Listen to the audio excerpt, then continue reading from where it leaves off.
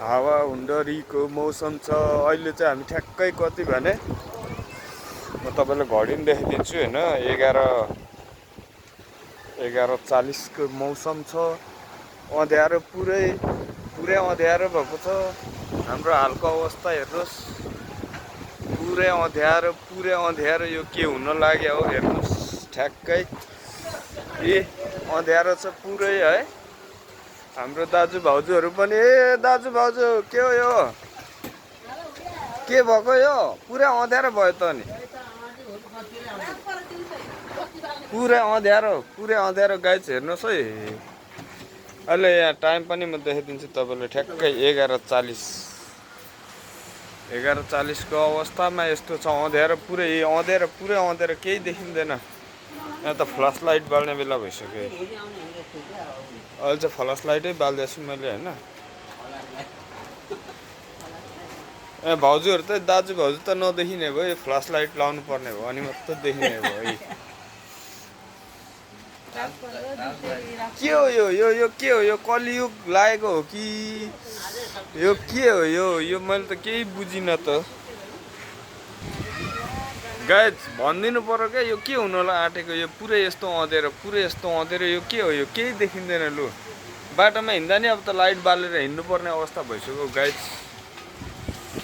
हेर्नुहोस् पुरै अँध्यारो, आकाश पुरै कालो छ, पुरै बादल गडाङ गुडुङ आइरहेको आवाज सुनिराख्नु भएको छ।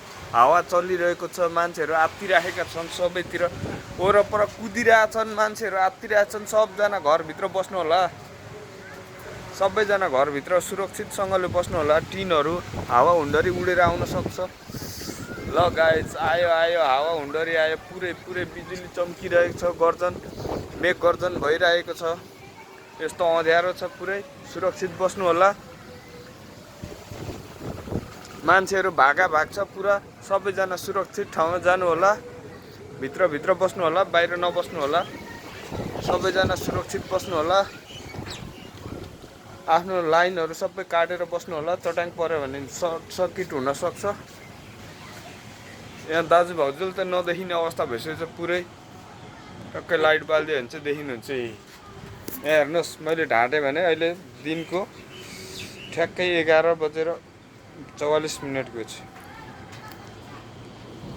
लाइट माऱ्यो भने देखिनुहुन्न दाजु भाउजूहरू। यस्तो छ अवस्था। मकै यहाँनिर भाँच्यो, असिना पनि सुरु हुँदैछ गाइस।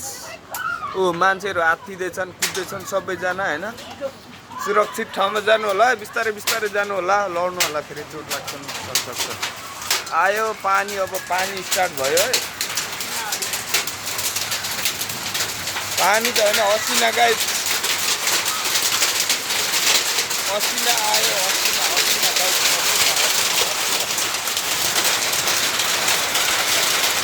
असिना पर्न स्टार्ट भयो गाइस। 3 बजेकोले गर्दा अलि धेरै आवाज आयो होइन। मेरो मोबाइलमा पनि झन् लाग्छ।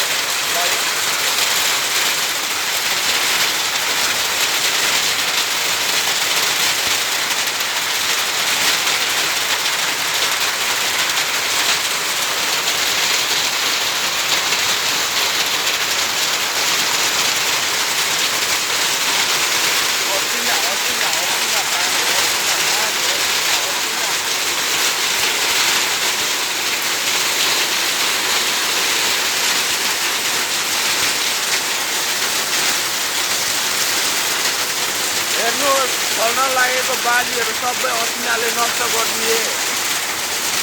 अब यी मकैहरू हेर्नुहोस्, यो मकैहरू सबै असिनाले वियोग बनाइदिए।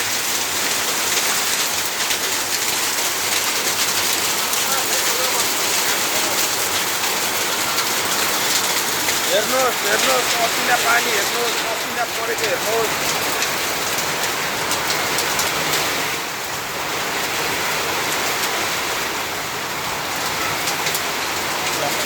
अब असिना सक्यो, अब चाहिँ पानी मात्रै पर्छ है।